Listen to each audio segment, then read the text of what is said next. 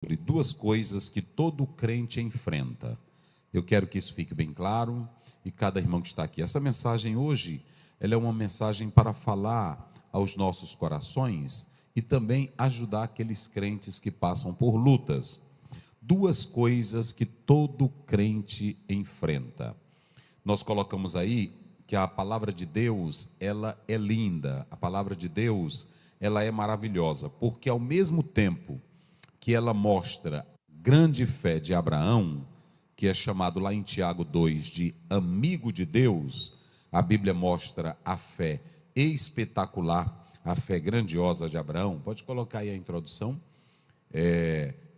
Essa fé poderosa de Abraão, vocês estão vendo aí, ela revela a fé de Abraão, revela a fé fenomenal de Jó, no capítulo 1, verso 20 e 21, quando ele perde tudo, ele louva ao Senhor, ele adora a Deus, ele agradece a Deus, dizendo: eu nu saí do ventre da minha mãe, nu voltarei para lá. Isso é muito importante porque você tem na Bíblia esses paradoxos. Você tem um Abraão de uma grande fé, você tem um Jó de uma grande fé, mas é interessante também nós analisarmos na Bíblia que esses homens que desfrutavam de um relacionamento e de uma comunhão com Deus, irmãos, eles também entraram em crise. É isso aqui que eu quero mostrar para os irmãos. Esses homens entraram em crise. A Bíblia não mostra só um Moisés poderoso, só um Moisés grandioso. A Bíblia mostra um Moisés querendo desistir. A Bíblia mostra um Moisés dizendo: quem sou eu para ir?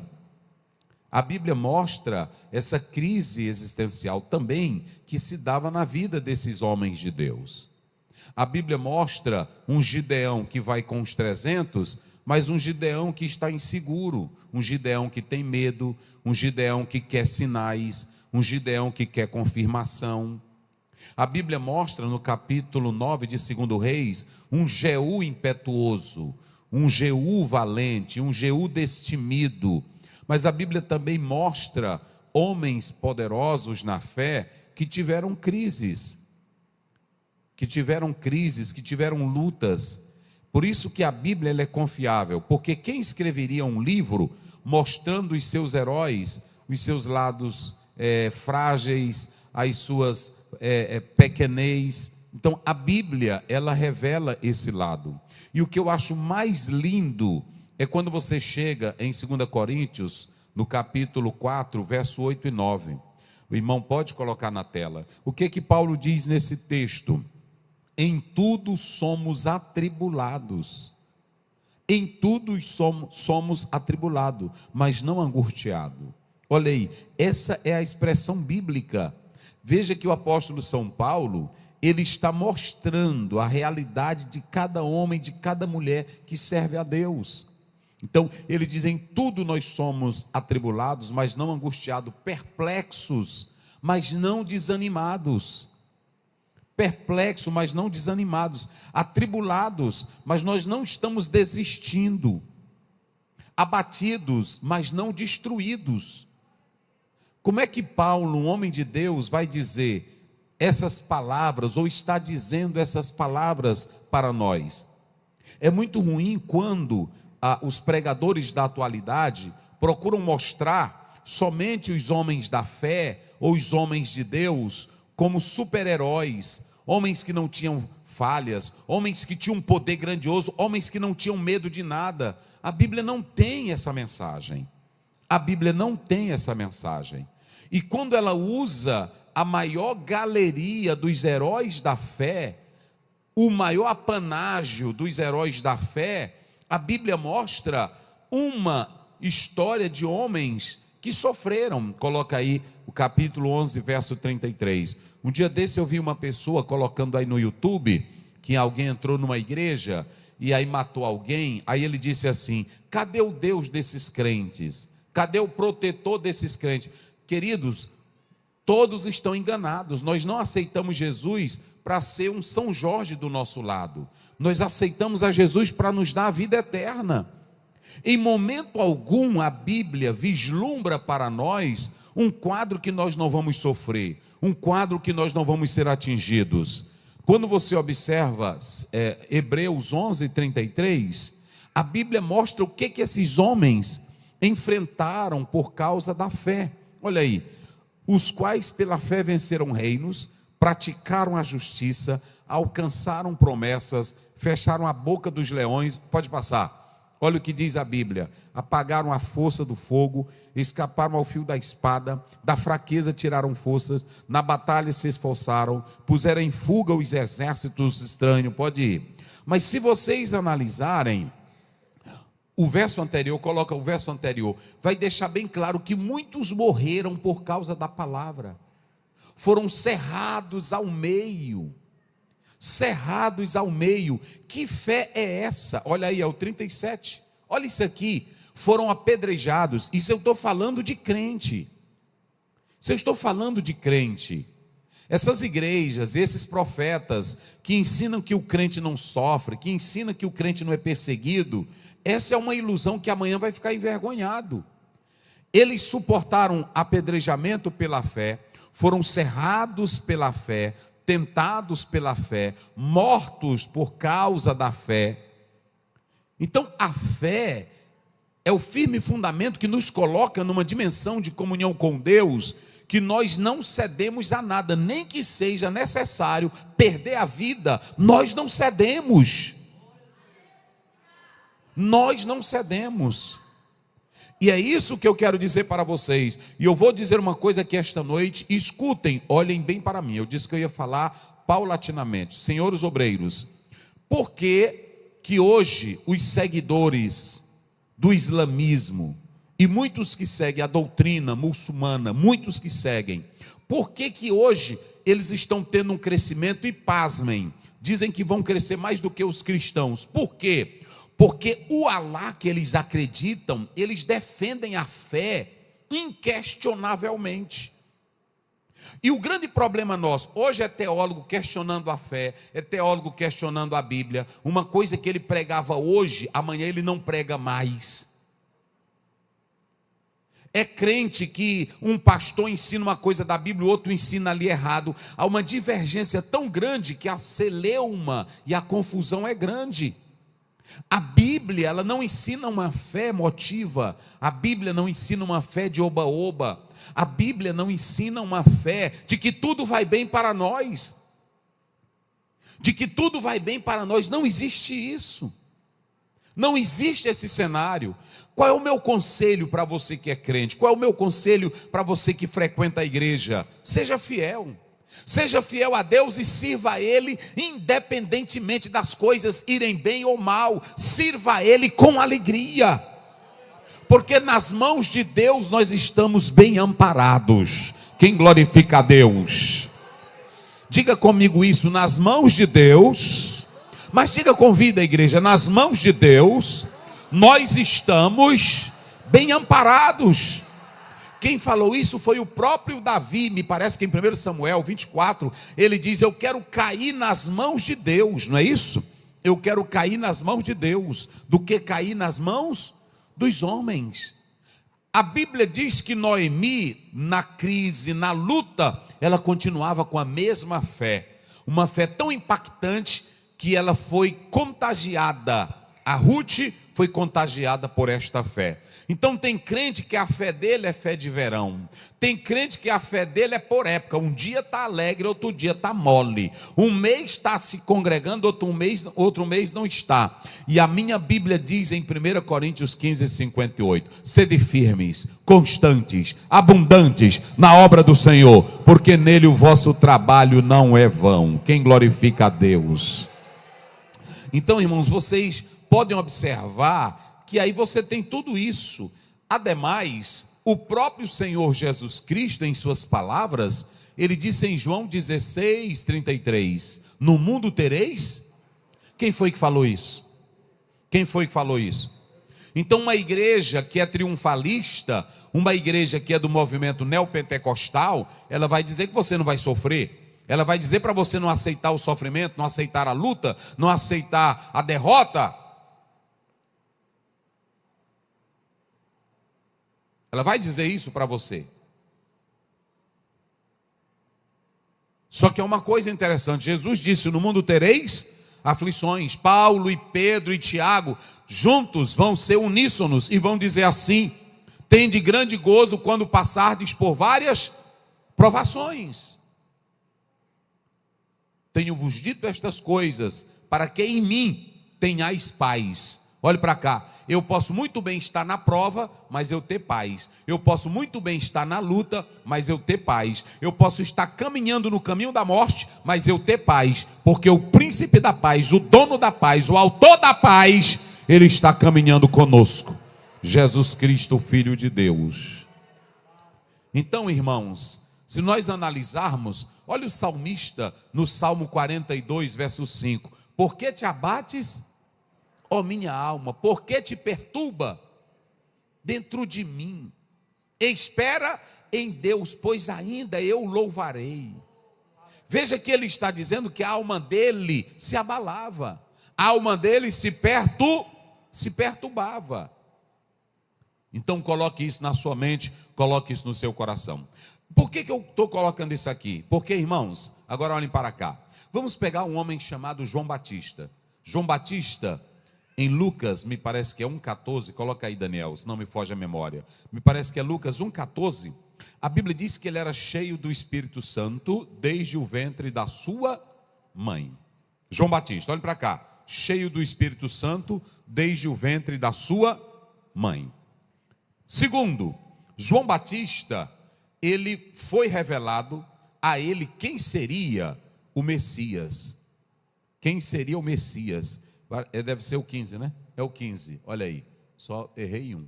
Olha aí. Ele será cheio do Espírito Santo. Esse daí já era pentecostal desde o dia que nasceu, não é? Ele seria cheio do Espírito Santo. João Batista.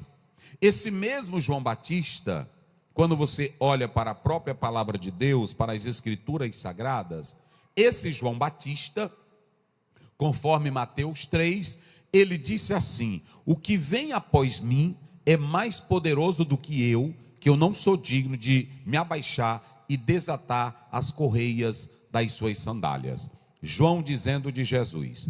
Esse mesmo João Batista, ele disse, irmão Sérgio, em João 1,29, eis o Cordeiro de Deus, que tira o pecado do mundo. Esse mesmo João Batista disse: quem tem a noiva é o noivo. Eu não sou dono da noiva, eu sou amigo do dono da noiva.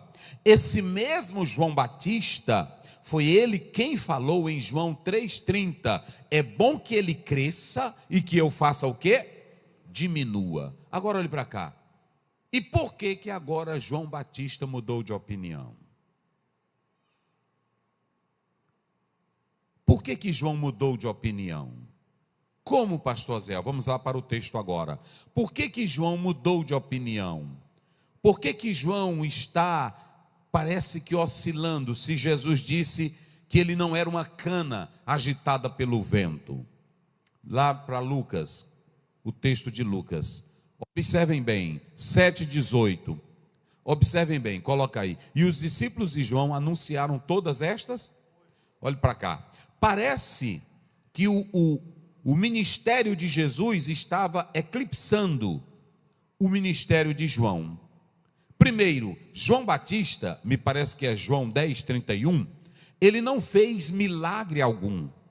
E o ministério de Jesus era tão suntuoso, era tão esplêndido, era tão glorioso, era tão marcante, era tão impactante, que o próprio Nicodemos, ele chegou para Jesus, em João 3 primeiro, e disse assim: ninguém faz os sinais que tu fazes, se Deus não for contigo. Olha aí, João, se vocês analisarem, o Nicodemos disse que João Batista não tinha feito sinais, mas Jesus tinha um ministério grandioso, maravilhoso. E João Batista confirma tudo isso. Mas o que foi que aconteceu com João Batista? O que aconteceu? E tem uma coisa que os irmãos vão observar. O texto diz que os discípulos foram a João e contaram o que para João? Contaram tudo. A última, a notícia mais fresquinha, a mais nova, era a que o filho da viúva de Naim tinham o quê? Ressuscitado. Irmão, poder tremendo. Aonde Jesus chegava, era demônio sendo expulso, era surdo escutando, era mudo falando, era paralítico andando, era leproso sendo purificado, era glória, era milagre, era esplêndido, era coisa fenomenal. Aonde Jesus chegava. E aí estava abalando tudo. E a última notícia chegou a João. Mas João não estava em um hotel de 5 estrelas. João estava em uma prisão próximo ao Mar Morto, no lado oriental do Mar Morto. Maquerus era a prisão que João estava.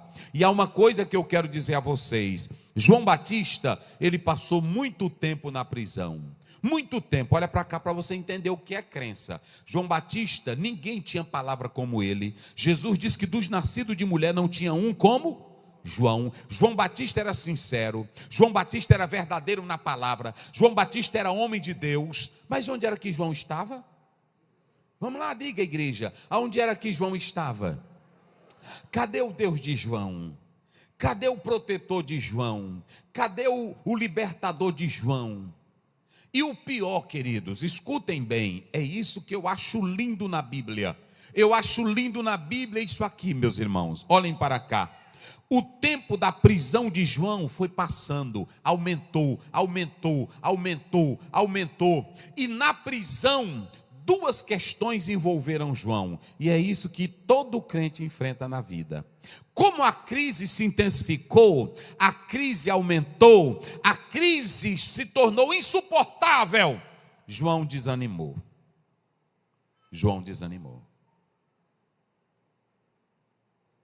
Isso aqui é uma mensagem que talvez você diga assim, mas por que o pastor Zé vai pregar ela? É porque eu quero falar para você. João desanimou. O tempo na prisão, a vida na prisão, a escuridão da prisão, a tristeza da prisão, a angústia da solidão. Então João se desanimou. Do outro lado, um grande avivamento. Do lado de fora, um grande avivamento. Quem era que estava com um grande avivamento? Jesus. Do lado de fora, William, cura, milagre, maravilha, poder, glória. E João,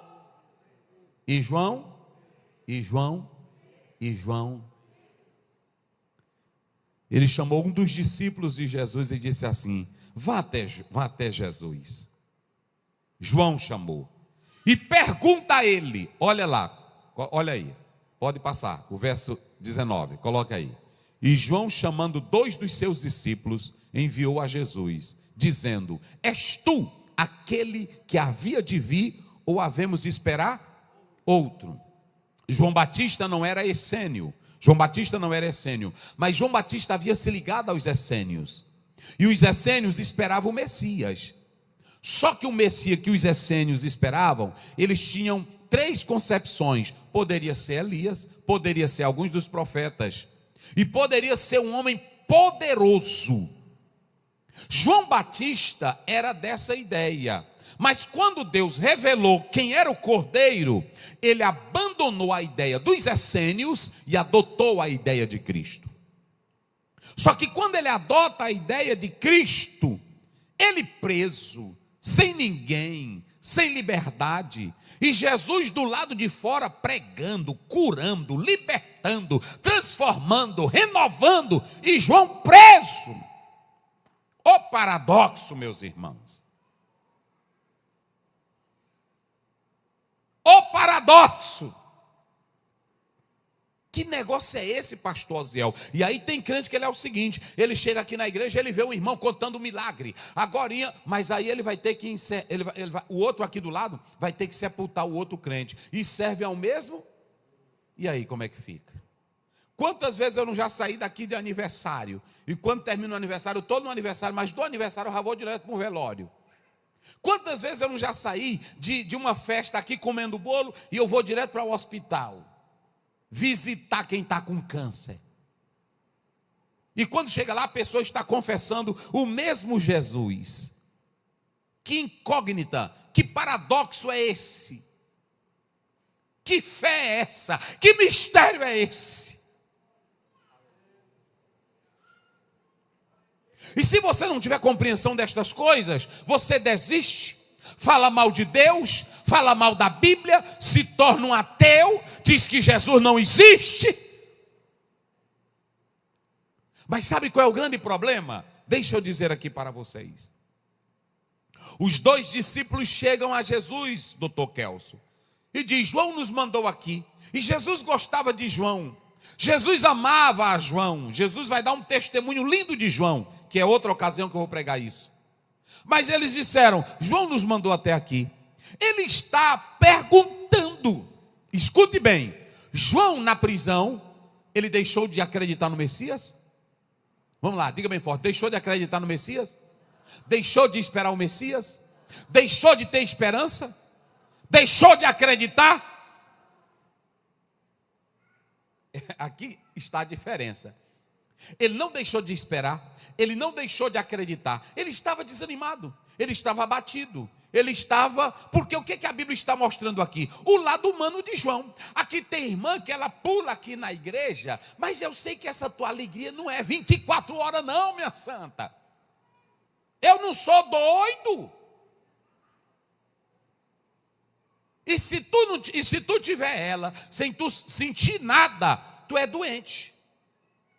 Porque eu não sou feito, eu não sou anjo, eu não sou Deus, eu sou um homem de carne.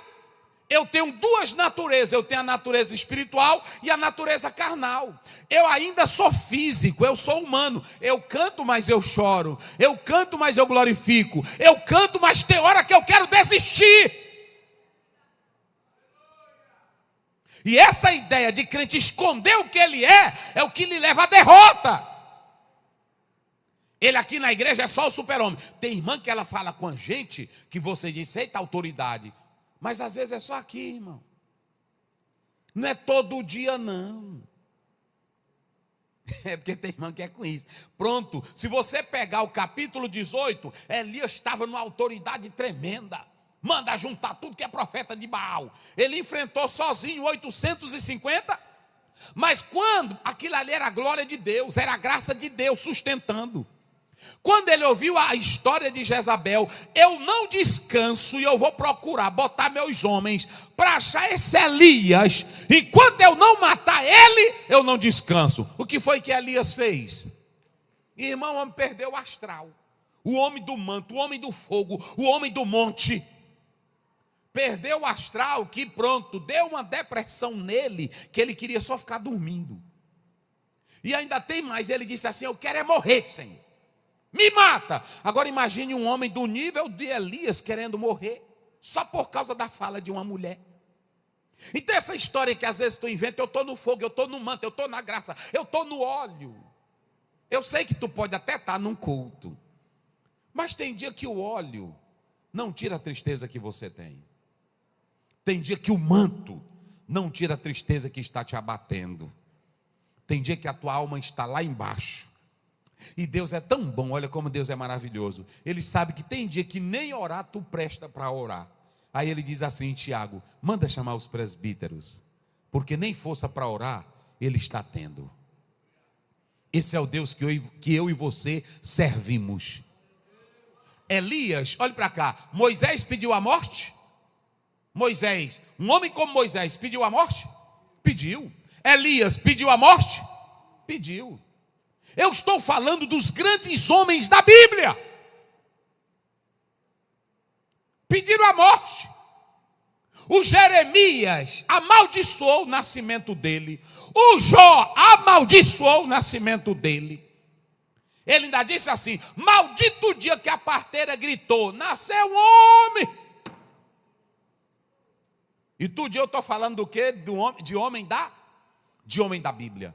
Por que, pastor Ziel? Porque, irmãos, observem bem, João estava na cadeia, João estava na prisão, e nem todo mundo tem o mesmo ânimo.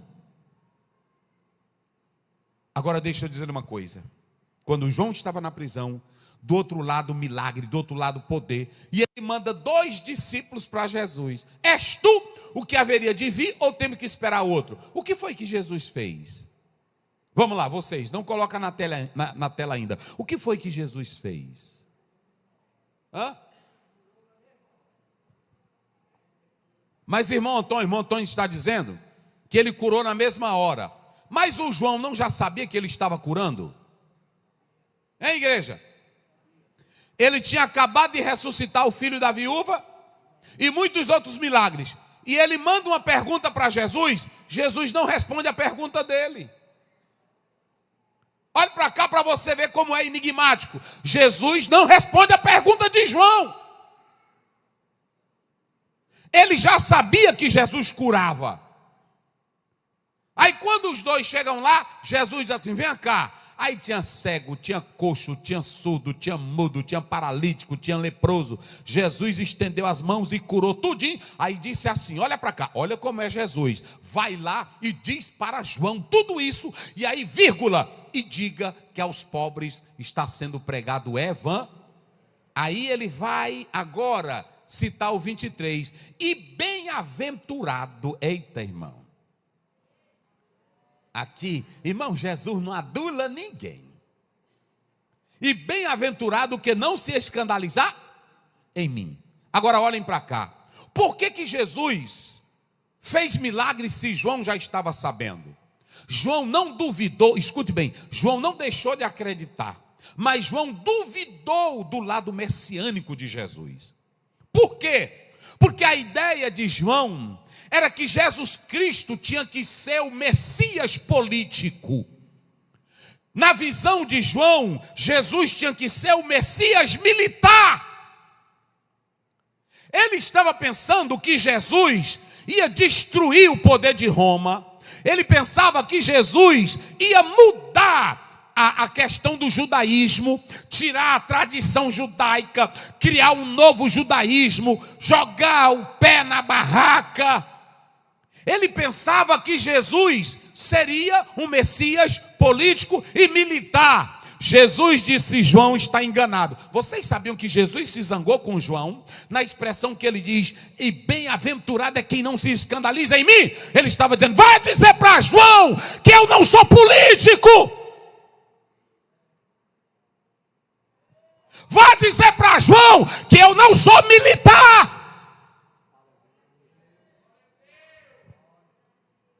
Eu não sou militar, eu não sou político. João não entendeu ainda, rapaz. Vá dizer para ele o que é que eu faço. Eu curo, eu purifico os leprosos, dou vista aos cegos. Eita, glória a Deus. Olha para cá, não confunda Jesus, irmão.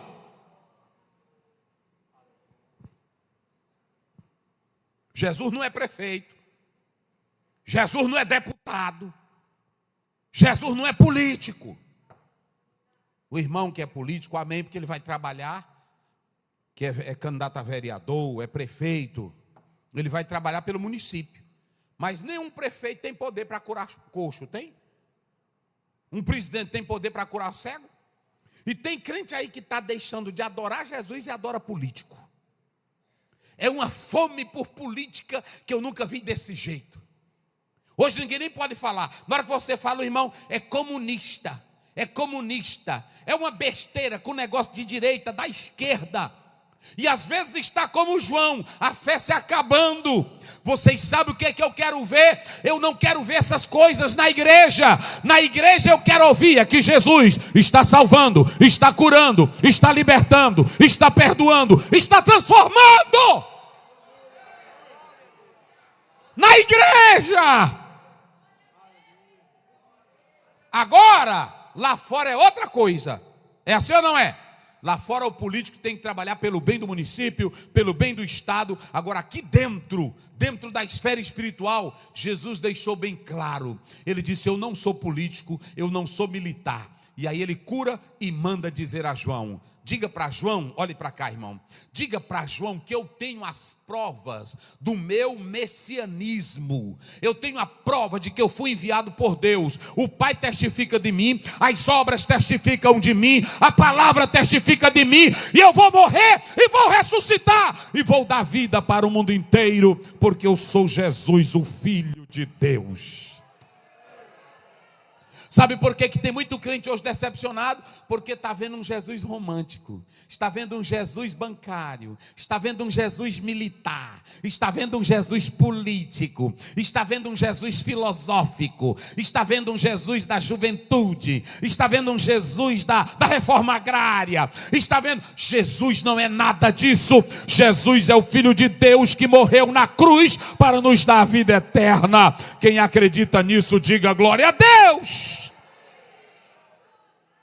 Mas eu vou pontuar só duas coisas que João passou e que qualquer um de nós podemos passar. Coloque na tela para a gente finalizar. Escute aqui, duas coisas, todo crente pode passar. Olha aqui, João passou o quê? Digam aí vocês bem forte. João passou o quê? Abatimento. Irmãos, ele na prisão, ele na cadeia, sem ninguém, ainda tem mais, irmãos. Esse aí é um dos homens que vai ser enterrado só com o corpo, porque a cabeça foi embora. Escute bem, João Batista ficou preso, e quando ele vai sair da cadeia, ele não vai sair vivo, ele vai sair como? E olha a morte desse homem. A morte de João, eu acho assim, ela tão trágica, porque uma mocinha sem vergonha, mas a mãe dela sem vergonha, ela dança, e uma dança de uma sem vergonha leva à morte de João Batista. Pesado isso. Esse homem ficou abatido, esse homem ficou triste, esse homem ficou na solidão, e lá da cadeia, lá da prisão, ele diz: manda perguntar para Jesus, por que ele não me tira daqui? Por que ele não me tira? Se ele tem poder para fazer o filho da viúva de Naim ressuscitar, por que ele não me tira daqui? Se ele tem poder para libertar o coxo, o surdo, o mudo, por que ele não me tira daqui? Jesus se zangou com João, porque Jesus disse assim: bem-aventurado João, olha, feliz é quem não perde a esperança em mim. Feliz, João, é quem não se escandaliza. Sabe o que Jesus estava dizendo? Meu ministério, João, não é te libertar da cadeia. Meu ministério não é... Eu vou te mostrar como é meu ministério. Meu ministério é esse aqui. Jesus mandou uma resposta pesada. Hoje muitas igrejas estão precisando de um evangelho pesado. É um bocado de crente atrás de pastor que tem revelação. É um bocado de crente atrás de igreja que só tem pula-pula, ou que tem show, ou que tem mais hino. É um bocado de crente atrás de mensagens de autoajuda que possa lhe ajudar. Estão perdendo o foco. O foco para Jesus não é esse. Jesus não libertou João da cadeia. Jesus não libertou João da prisão. E eu pergunto, Jesus libertou João da morte? Não. E ele disse: bem-aventurado João é quem não se escandaliza em mim. Ou seja, é quem não perde o foco do meu ministério. Eu não vim para te libertar da cadeia. Eu vim para dar vida, e vida com abundância. Se você entendeu, amém. Se não entendeu, pronto. Então olhe para cá. Abatido, eu vou continuar sendo crente. Na cadeia, eu vou continuar sendo crente. Na luta, eu vou continuar sendo crente. Na perseguição, eu vou continuar sendo crente. Na fornalha de fogo, eu vou continuar sendo crente. Se Faraó se levantar, eu vou continuar sendo crente. Se Herodes se levantar, eu vou continuar sendo crente. Se Pilatos se levantar, eu vou continuar sendo crente. Se abrir prisão, bater crente na prisão, como bateram Paulo e Silas, na prisão nós vamos cantar de madrugada e adorar a Deus. Isso é que é crença. Mas eu posso sentir tristeza. Aleluia. Por que eu estou dizendo isso aqui, irmãos? Eu conheço irmãs do ciclo de oração, mulher de oração, que tem depressão. E às vezes, quando ela vai falar, tem irmão que quer ser cheio de fé e diz assim: e ela não é crente. Qual é o pecado dela? E qual era o pecado de João Batista? E qual era o pecado de Paulo, que ficou dentro da prisão e também saiu dela para ser decapitado? Me diga. E qual era o pecado de Elias? E qual era o pecado de Jeremias? Temos que entender Bíblia, gente. Então pode acontecer de você se abater? Pode. Pode acontecer de você ficar triste? Pode. Mas tem uma coisa: você não pode perder o foco. Você não pode perder a esperança de quem é o autor da tua vida eterna, da tua salvação. Quem ama Jesus Cristo de verdade. Então vocês observem bem, olha aqui, Elias 19:4. Coloca aí Jeremias, coloca essas duas referências finais, só para os irmãos analisarem. Coloca aí, Daniel. Eu quero que você preste bem atenção, porque eu quero que você saia daqui. Irmão, sabe o que eu acho vantagem? Eu acho vantagem num crente que ele é crente todo o tempo. Ou estando bem, ou estando mal, ou com saúde, ou sem saúde, ele grita como Paulo em Romanos 8:35 em diante: nada me separará do amor de Cristo. Olha aí, olha o grande profeta, o homem que teve mais profecia cumprida. Olha o que ele diz: maldito o dia em que eu... E o que mais? Leia isso aí vocês. Não, a igreja, só quem tem boca, vai lá bem forte. Não seja bendito o dia que a minha mãe... Irmão, se vocês ouvissem um homem desse pregando hoje, dizendo isso, vocês iam dizer que ele era um ateu. Vocês iam dizer que esse homem, ele estava zombando de Deus. Mas eu estou falando é de quem? De Jeremias. De Jeremias. Mas vamos ver aí. Coloca também um salmo, só para os irmãos observarem. Coloca aí na tela. E aí a gente já vai. Olha aqui, ó. Esse eu já citei, não é isso? Esse eu já citei. Agora vamos lá. Coloca aí o 19:4 de 1 Reis, só para os irmãos observar. Você vai para a sua casa com isso aqui, porque nenhum desses homens deixaram de ser crente, só porque estava batido, só porque estava sofrendo, só porque estava na luta, não deixaram de ser crente. Olhe para cá. Outra coisa que eu quero dizer para vocês, olhe bem para mim aqui. Quem de vocês realmente crê em Jesus? Quem de vocês crê em Jesus? Não, estou perguntando quem de vocês realmente crê em Jesus. Então olhe para cá, se tu crê nele, se a coisa piorar, continue sendo crente do mesmo jeito. Não fique desesperado e nem doente não, porque tem crente que ele fica doente, parece que não tem fé em Cristo. Olha aí, ele foi para o deserto, caminho de dia, foi sentado debaixo de um zimbro, e ele pediu o que para ele? Um hotel? Ele pediu o que para ele? Irmão, e quem é esse homem aqui? Elias. Esse homem, olha o nível de Elias. Ele pediu a morte: Senhor, eu quero morrer, me mata, me mata. Já pensou? Hoje tem pastor que está na luta, aí quando alguém bota na televisão ou no YouTube, aí vê um pastor estressado, aí diz: pastor não tem controle. E Elias tinha controle? Eu quero é morrer. Já pensou se Elias tivesse microfone e estivesse pregando e dissesse isso aqui? Vocês iam dizer: sabe o que de Elias? É fraco, não tem estrutura, não pode ser pastor. Era assim ou não era? Porque nós somos falsos. E às vezes o pastor também quer se esconder atrás de uma capona, ele quer mostrar que tem um nível de espiritualidade. Toda hora ele quer dizer que fala com Deus, só conversa. Seja sincero. Eu acho bonito um homem de Deus quando fala as coisas de modo sério. Eu me lembro quando o repórter lá de Coroatá, o Pacheco, perguntou para o meu pai. Eu estava vendo essa semana. Deus fala com o senhor, pastor Bené, direto? Aí o pai disse: Deus fala comigo, irmão, pela Bíblia. Deus fala comigo no meu coração. É assim que Deus fala mesmo. Achei linda essa resposta. Mas tem irmão que diz: de madrugada desce uma nuvem no meu quarto. Só mentira. É só mentira, eu sei o que é isso aí. É esquema. Olha aqui o homem que falava com Deus. O que ele está pedindo para Deus? Fale bem forte, igreja. Ele está pedindo para Deus o quê? A morte.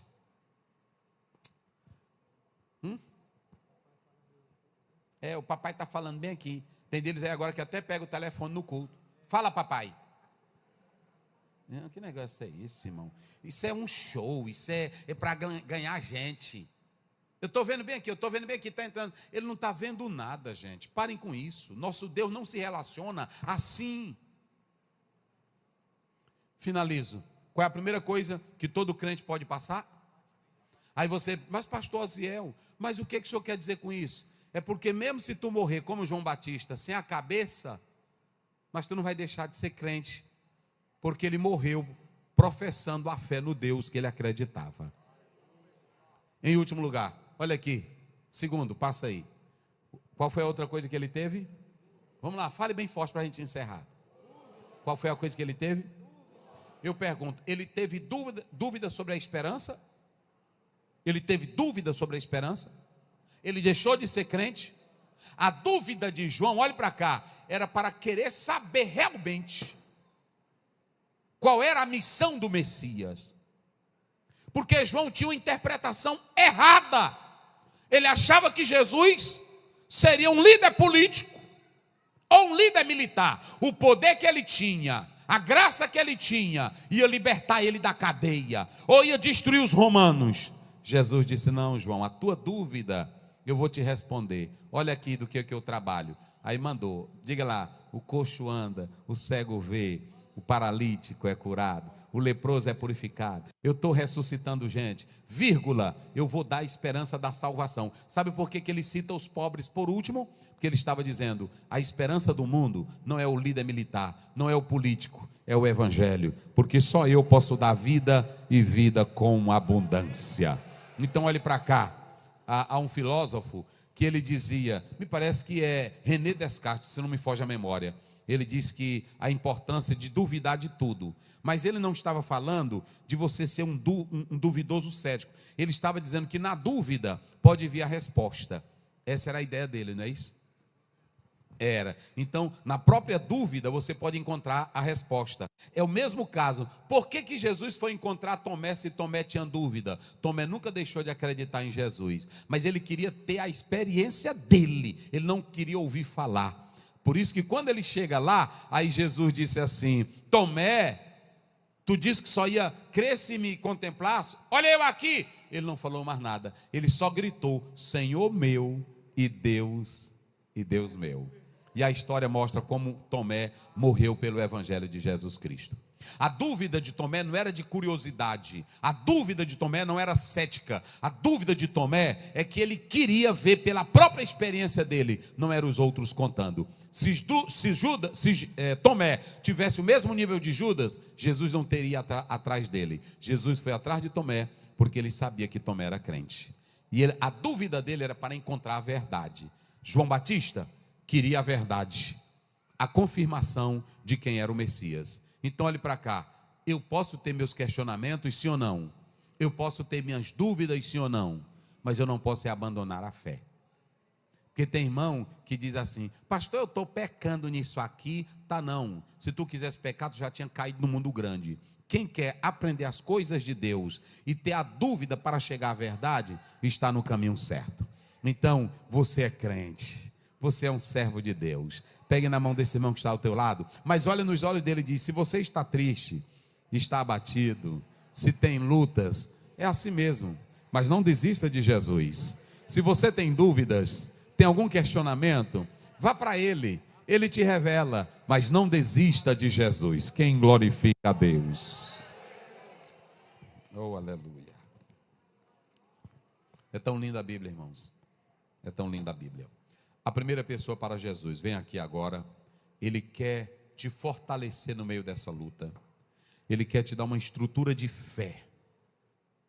Uma estrutura de fé, como a de Paulo, como a do próprio João. Jesus te ama. Onde está a primeira pessoa? Vem aqui à frente agora. Eu quero convidar você para vir à frente, aceitar Jesus como Salvador. Onde está a primeira pessoa? Você está sentado aí. Eu quero te dizer que o Cristo que nós pregamos é esse que mandou um recado para João. Ele cura, ele salva, ele transforma. E o alvo de Jesus é a libertação espiritual. É a libertação espiritual. Venha para cá hoje, quem deseja. Onde tem uma pessoa para Jesus aqui esta noite? Uma pessoa.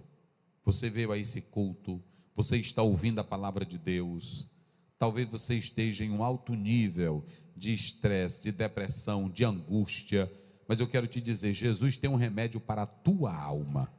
Ele quer dar paz. Ele diz: vinde a mim todos cansados, oprimidos, e eu vos aliviarei. Onde está a primeira pessoa? Vem aqui à frente agora. A primeira pessoa onde está?